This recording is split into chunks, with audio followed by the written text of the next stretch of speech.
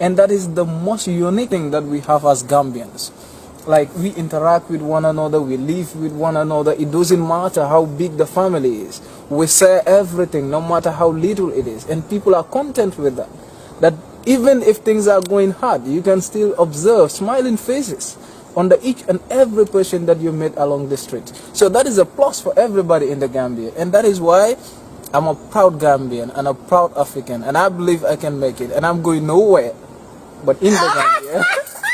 Nobody is going to do it for us. That's right. If we are all running away, when are we going to make it? We have to stay in Africa, develop in Africa, and then show to the world that Africa have a better image than the one they portray in the West. I think this is what we all need to do as Africans, and then we promote that as Pan-Africans and also as Gambians. Excellent. I couldn't have said it better myself, actually. I propose that you come and do some shows with me. This brother's got it going on. Yeah. But seriously, I think that the misrepresentation of Africa has, it permeated my brain, and I knew, because I was coming from a Pan-African background, but still, the images are forced upon us. So I think you young Gambians have a responsibility to show the other side of Gambia, the Gambia that, we diasporians and many people in the West don't see. They just don't see it. Exactly. I think that is the work of the academics. That is the work that we need to do as young scholars.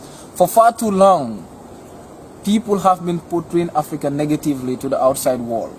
And we know that that was done by individuals whose sole aim was to dominate Africa, to exploit Africa's resources, and then to continue to colonize us politically.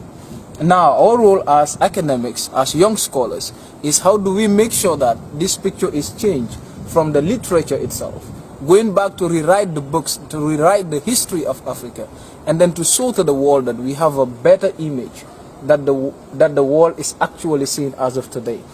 And then you also come to realize that we need to invest in Africa, because foreign investment always leads to capital flies and etc. Because people who come in and invest, at the end they can take all the resources, and then you come to realize that it becomes another challenge for us.